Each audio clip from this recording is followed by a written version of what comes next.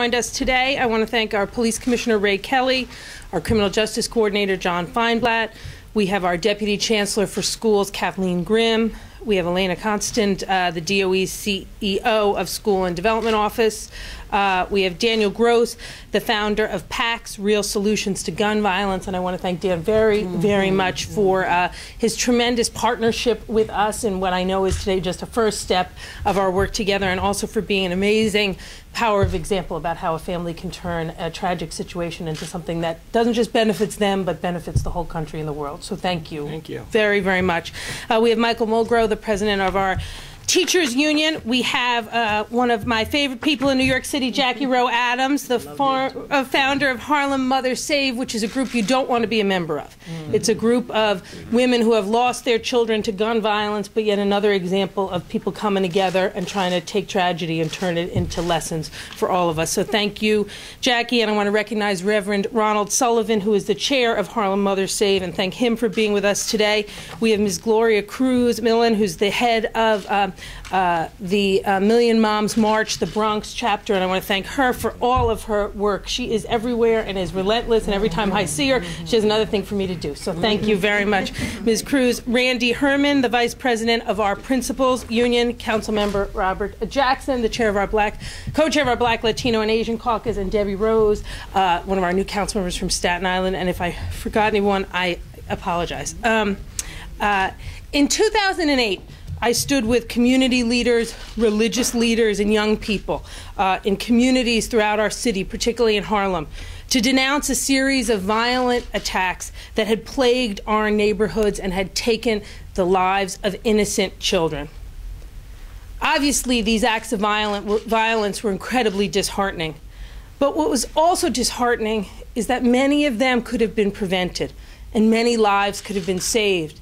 And what contributed to this violence and to this loss of life was a culture of silence and fear that we had let spread across our 5 boroughs. When in 2008 summer began with a child being shot in Harlem, and sadly on Labor Day weekend it seemed to end that way, what we saw in the months in between was graffiti go up in Harlem. Graffiti that said, "Stop snitching." Graffiti of rats with nooses around their necks, showing what would happen if you snitched. Now, we responded to that on the ground with the police department, with others, with very clear steps, with an education campaign that said it's not snitching, it's saving a life. And we actually went out to where the graffiti was and we painted it over to send a message that we would no longer allow a culture of fear and silence to allow violence to spread, and we would no longer allow a culture of fear and silence to prevent witnesses from coming forward and helping Police Commissioner Kelly and his men and women catch and arrest and hold accountable the people who are ruining the families of New York City. Now, we wanted to take that work farther. And that's why, in collaboration with the Police Department, the Department of Education, Harlem Mothers Save, Million Moms March, Criminal Justice Coordinator, and most importantly, PAX, we are announcing today the launch of an anonymous hotline where New York City public school students can call and report a violent incident or a potential threat. Again, this will be an anonymous hotline in our schools where children and staff can use this number to call in when they see a gun, when they think violence is going to occur, or when they've seen violence occur. The number 1-866-SPEAK-UP. 866-SPEAK-UP. This is the first ever national hotline that will allow students to call 24 hours a day, 7 days a week to report school violence or a possible threat before the violence occurs. I have to clap. Thank you. I want to recognize Councilmember Gail Brewer. Thank her for joining us. Starting today, anyone who overhears a student talking about shooting or committing violence against another student or against faculty can call 1-866-SPEAK-UP. We're also on top of this because we want to make sure that parts of our city that have had the most challenge in fighting school-based violence get the most attention. We're also beginning an outreach effort in all 5 boroughs to pass along this important public safety information and this phone number and this public safety, public health message. We want to empower students to take their school safety into their own hands in safe ways by making sure they know what to do and where to turn if they see something going on or they're personally feeling intimidated. In the future, we're going to work to do everything we can to expand our outreach efforts and spread the word about the importance of speaking up and remind people it's not snitching, it is saving a life and preventing more mothers from losing their children.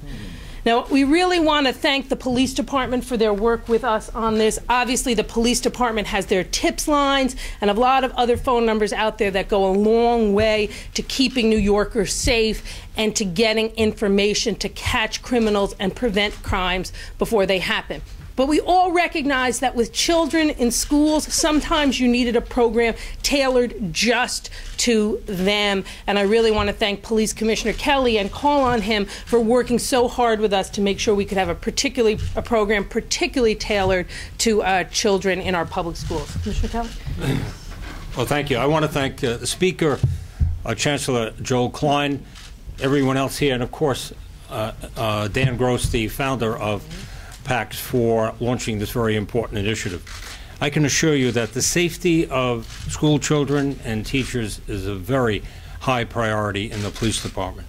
Every school day, over 5,000 school safety agents, several hundred police officers report to the over 1,600 schools in the school system, and their mission is to make it a safe and nurturing environment for students to learn and for teachers to teach. Now, this program gives them the ability to give information when, in fact, there is a threat of violence or violent act that may have taken place or something that is about to take place. It's a very important project, and again, I want to congratulate Dan Gross for actually starting this program in 1998. So it's been around for a while, but obviously not in New York City. Give students the ability to contribute to their own safety and the safety of their school. Now, to put it in context, last year was a record low for crime in this city, 466 homicides, the lowest number that we've had since we started to record these numbers accurately. But we still have a grave problem as far as guns on the streets of our city. Crime in schools went down. It's down, and index crimes is down 8% this year, 13% overall. And in spite of everything that we've done, we still confiscated 6 guns on school property last year. Now, last year, that is 2009, 37 young people, that is people 17 years of age or younger, were murdered in our city. And in that same age bracket, 184 of young people in this category were shot.